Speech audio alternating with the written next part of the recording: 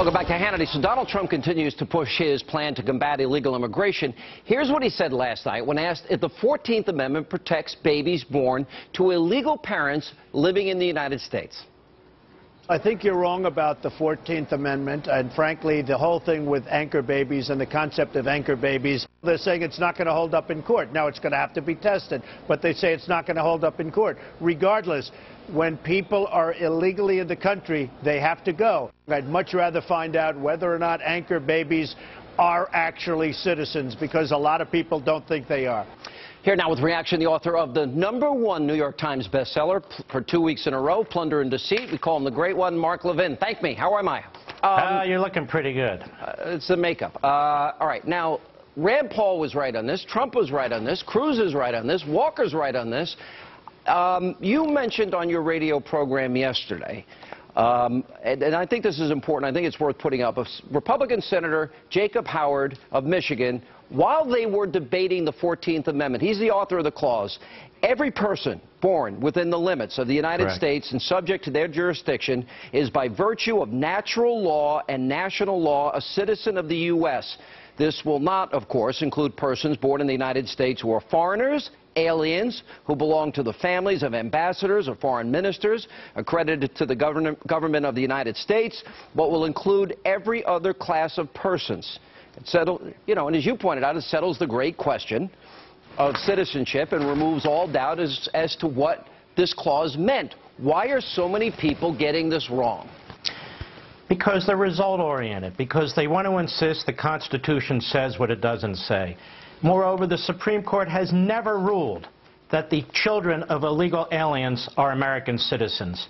So the Supreme Court has never ruled it. Even if they did, it would be wrong. The clause speaks for itself. The author of the clause made it abundantly, unequivocally clear. And let me add one other thing. Let's read the clause together, shall we? All persons born or naturalized in the United States. Let's stop there. If it means what the proponents of birthright citizenship say, it would stop right there. All persons born or naturalized in the United States are citizens. There's no need for anything else. But that's not what it says.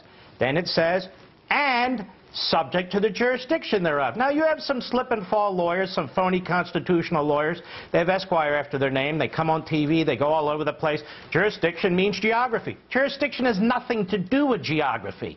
Zero. It had to do with political allegiance to the United States of America. How do we know it? Because they said it. And they also excluded everybody that the left and some of the Republicans want to include. Now, here's the good news. There's another part of the Constitution. It's Article 1, Section 8, Clause 4. Here's what that says in plain English. The Congress shall have power to establish an uniform rule of naturalization. Now, you know what that means? That means Congress, not the courts, not the president, not ICE. It means the United States Congress has the power to regulate immigration in this regard. And guess what, Sean? In the 1920s, that's exactly what it did. The 14th Amendment excludes Indians, that is, Native Americans, as U.S. citizens because they felt that they had an allegiance to their own national tribes. Okay, great. And I believe it was in 1923, Congress reversed course and said, you know what, under the 14th Amendment and under this Article 1, we've decided to grant citizenship, national citizenship, this is to all Native Americans. Because you're talking about... It could not be clearer.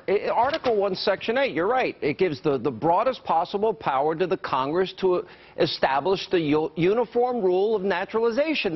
This should not be even in debate. And what we're talking about here are people that enter this country illegally, so-called anchor babies. Their children are born here, and people on the left want them to automatically gain citizenship. Part of Trump's deal and Ted Cruz and Scott Walker and Rand Paul, they're saying no. They're right, you're right, and these other people obviously don't know history. I don't know. So I guess there's going to be a big debate. Look, I have been looking into this, talking about this for years, long before this presidential cycle. Of course, Trump is right, and Cruz is right, and Sessions is right. They're all right. And to hear so-called constitutional conservatives trip all over themselves to sound like liberals, to rewrite this provision and accuse those of us who actually know something about it, know the history about it, know the senators who were involved in it, know what went into it, know what was meant by it, that we're the activists, that we're the extremists. Look, if you want a policy of open borders, that anybody born here should become a United States citizen, you amend the Constitution. We don't have to amend the Constitution. It says what we say it says, and by statute, going forward, prospectively, Congress can, in fact, say, we want to emphasize to this federal government, to this president, no, you cannot make children of illegal aliens American citizens automatically. All right, agree completely. What is your take on Hillary Clinton and all that's happening with this email server? I've gone over the individual laws. We had Rudy Giuliani last night, former prosecutor. We went over all the laws involved in all of this. She's being flippant, talking about Snapchat. Oh, do you mean I clean it with a cloth, Ed? And playing dumb. Yeah, right. Yeah, exactly. What is your take? Because the FBI is investigating this. You got the same investigators that looked into the Betrayus case. I think if I was Hillary, I'd be a lot less flippant and a lot more serious about it. I think the problem is the U.S. attorney appointed by Obama in the District of Columbia has not impaneled a federal grand jury, which should be impaneled. She should have to testify in front of it. Maybe she won't be so flip under oath. So should her aides. Apparently now their cell phones and the texting are missing. I don't even know how many servers we're talking about at this point. We have a server in a bathroom. We have a server in a barn. Here's the bottom line.